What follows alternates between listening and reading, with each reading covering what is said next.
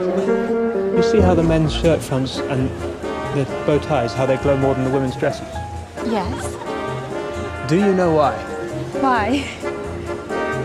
Tide. The washing powder. The fluorescence in the washing powder is caught by the UV light. Why do you know that?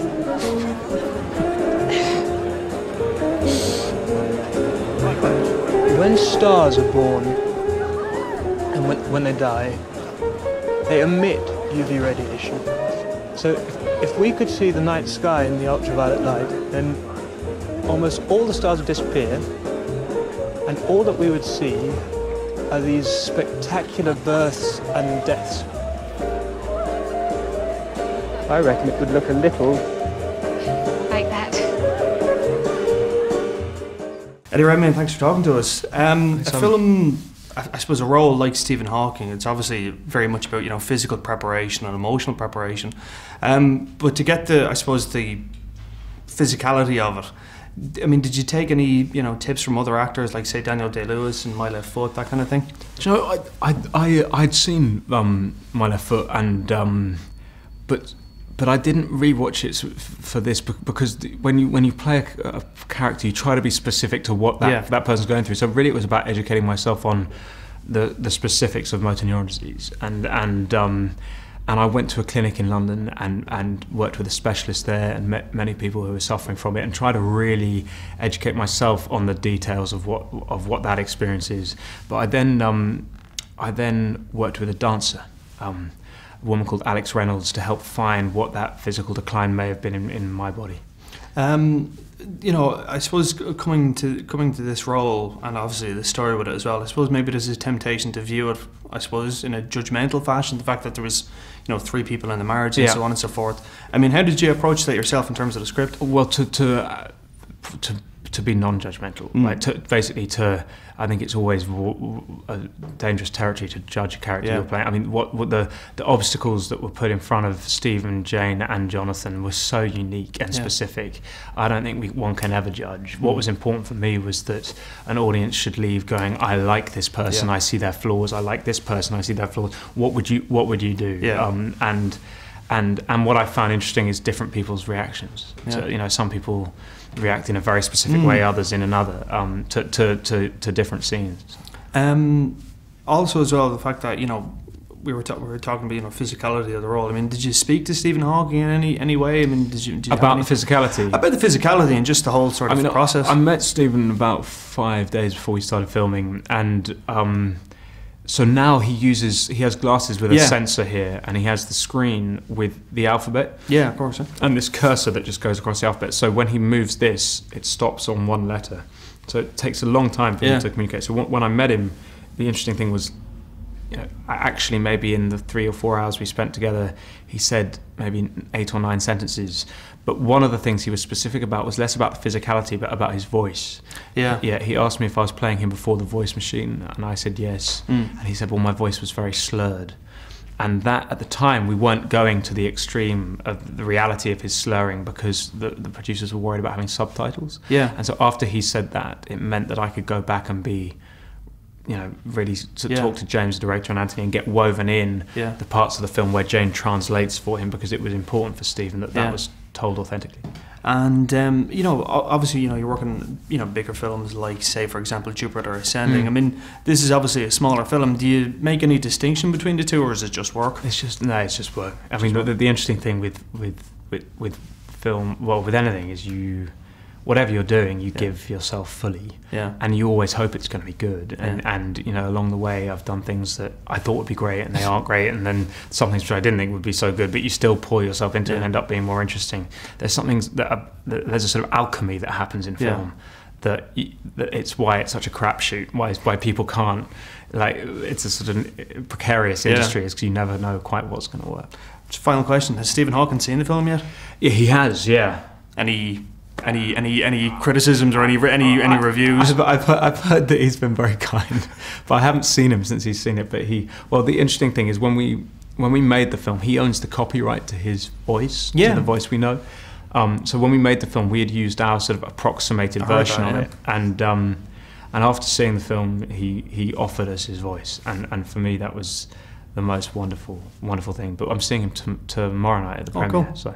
If Einstein is right, if general relativity is correct, then universe is expanding, yes? Yes. Okay, so if you reverse time, then the universe is getting smaller. All right. So, what if I reverse the process all the way back to see what happened at the beginning of time itself? At the beginning of time itself. Yes.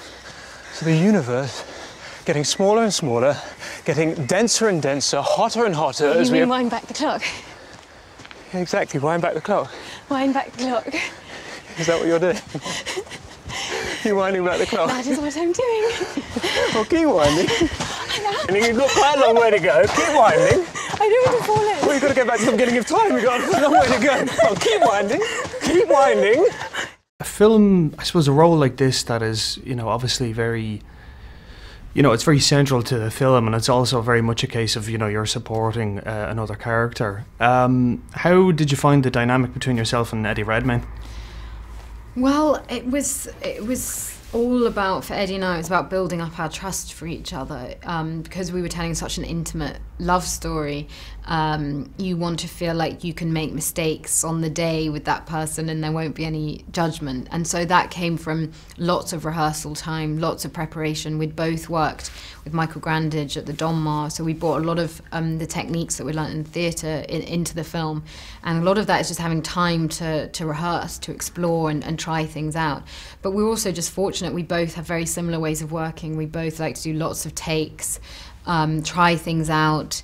And James creates an atmosphere on set where, I remember one day we were doing a scene that just wasn't working for ages, and we kept trying things out, and then James just came in and said, no, guys, just scrap everything, start again, and being able to have that time. There's such pressure on a film set, but always there was time given to get the best out of the scene.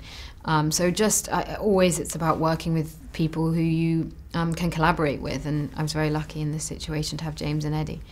A character like this, I suppose there is a temptation to look at it in a very sort of negative way, in the fact that she had an affair and all the rest of it and stuff like that. What was your own kind of read on the character when you initially read the script? Well, I thought, having seen James's documentary Man on Wire, he's a very sensitive director, and he's someone who tells a story about sometimes difficult situations and complicated characters, but does it without judgment. So I felt instinctively that the film was in the right hands, and it was very important to show, this is just human beings, and we don't always act perfectly, and it was important that we showed that there was empathy for everyone in that situation. I love that the film was exploring this unconventional three-way relationship.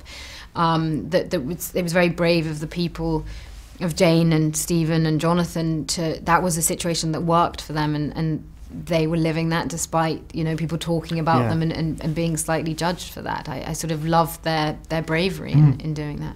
Did you get to meet Jane Hawking at all? What was there any discussions with her or anything at all? I did. I met Jane quite late on in my preparation process. I was quite nervous that that work that you've done could be in the wrong direction. But meeting Jane was so phenomenal, because there was so much richness in her character. She has an eccentricity in the way she walks. She loves dancing, and so there was something very balletic about her movements that I wanted to bring into the film, and then also her voice is very idiosyncratic. So it was a full-on attack, really, technically and emotionally, in playing this woman over 25 years. Has she seen the film yet? Has she given you any kind of pointers or tips on how it went? I phoned her up. I was so nervous afterwards to get her verdict, and she was very, very complimentary and had been moved by it. And she said, "You got my voice," which was great, because I thought if I get the walk and the talk of a character, I feel like you're halfway there. How about Stephen? Did he? Stephen came to see the film, and actually after seeing it, he gave us his real voice, his electronic voice, to use in the film, because we were using a temp version, and Stephen's has got such a particular resonance. It was so that felt like he gave us his blessing in doing that. Great stuff.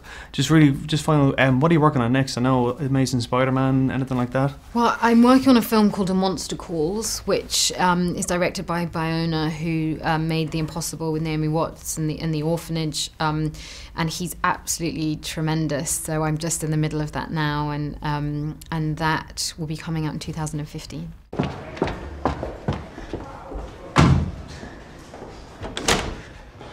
Leave me now. Are you going to talk about this or not? Please, will you just go? Is that what you want? Yes, it is what I want, so please, if you care about me at all, then please just go. I can't. I have 2 years to live. I need to work. I love you. You've left her. That's a false conclusion. I want us to be together for as long as we've got, and if that's not very long, well, then that's just how it is. It'll have to do. You don't know what's coming. It'll affect everything.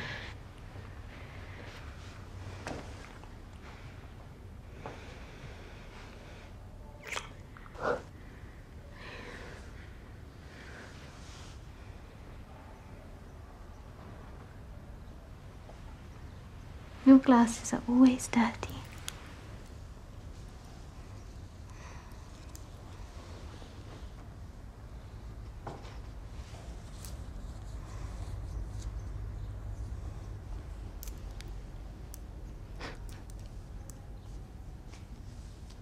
There. That's better, isn't it? Yes. Yes, it is.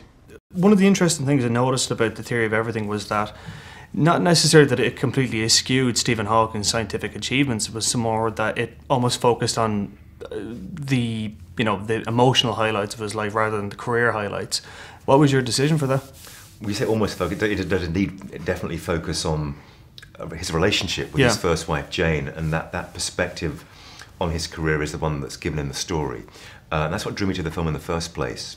Was a story that was about two equal parties in a relationship with all the difficulties they had to overcome, as opposed to it being just a conventional biography of Stephen and his life and work. That film's been made very well as a documentary by Earl Morris. So it felt this perspective was a more unusual one to bring to bear onto his life and achievements. One of the things I noticed about Eddie Redmayne, obviously, it's a very physical performance. What was your reasoning for choosing him as Stephen Hawking? Well, we're lucky to have a great generation of young British actors, so there's a kind of talent pool to draw from. But I was quite early on drawn to Eddie, and once I met him, I was convinced that he could do this, perhaps more convinced than he was. He understood the nature of the preparation that was involved. There's a nice physical resemblance to young Stephen Hawking that's helpful, and he's a very talented actor. So those three ingredients we had to work with, which was application, talent, and a physicality that was already quite promising. But it entailed months and months of preparation, and that didn't always go smoothly. But once we came to start the actual filming of it, it was clear that he had this down, and there was never a time when I needed to wait for him, or there was something that was wrong with what he was doing. It was always just there, and that allowed him to bring the emotional life of the character so strongly, because the physicality was already internalized by his preparation. The relationship between, obviously, the three of them, there is, I suppose, a temptation to possibly look at it with sort of a judgmental view, I guess. How did you approach that? And obviously, as well, keeping in mind that some of these people are still alive and stuff. So how did you? Who am I to judge anyway? And your judgments feel like you tell the story as well as you can, and you allow the judgments to come from the audience. But what's interesting about the heart of this story, it's a love triangle. It becomes a love triangle between three characters, each of whom have the best intentions. And there's no predator, there's no victim. It's much more interesting than that. And so to get that balance right was, I think, quite tricky, but it's up to you in the audience to kind of see whether I did that right. And hopefully have an equal sympathy for each of the characters in this tricky situation they find themselves in. I know as well, I know usually in most of your films you write your own script yourself, but this you're working off someone else's. Was that a challenge for you in any way, or did you offer anything in the script as well? Or? Well, the script was very good when I got it. It had a very solid architecture. The structure was sound. It felt to me that the film had to be a linear film. There was a kind of foreground tragedy of illness that you had to kind of show in a linear fashion. But of course, once you get a script, you try and own it for yourself, and you push at certain things, you work on it together with the writer. I also brought the actors into that process, and they were able to sit with the writer and for us all to kind of push it and shape it to what we had wanted it to be. But it was a very good script, and so that's why I wanted to do it in the first place. Were there any films you watched during the production to kind of give yourself a little, I don't know, inspiration or anything like that? I mean, it's a very unique film in terms of visual Well, style. there was films I did not watch, which was a very active choice not to watch any films about disability or people in wheelchairs or biopics of scientists. I never watched, there was a BBC film about Stephen's early life that I didn't watch either. So what I didn't watch was quite interesting as opposed to what I did watch. One film I watched with the DP, Benoit Delhomme, was The Servant. And the reason I watched that was because the way they shot domestic interiors was very interesting. And I also looked at Brief Encounter, the British film that's about a kind of thwarted love story, and that felt like an interesting kind of inspiration for our story too. Good stuff. What are you working on next? I'm hoping to do a film about Donald Crowhurst, who's the lone yachtsman, true story, who goes on a voyage around the world on his own, and things go very badly wrong for him. So that's my next project, I hope. Great stuff. James Marsh, thank you very much. Thank you. And then, of course, we have chapter 4, this black hole at the beginning of time. Space-time singularity. Indeed. It's brilliant. Brilliant, Stephen. Superb. Therefore, all there is to say is well done. Or perhaps I should say, to be more precise, well done, Doctor. Bravo, Stephen. An extraordinary theory. Thank you. So what next? Prove it. Prove with a single equation that time had a beginning. Wouldn't that be nice, Professor? The one simple, elegant equation to explain everything. Yes, it would. It would indeed. Thank you.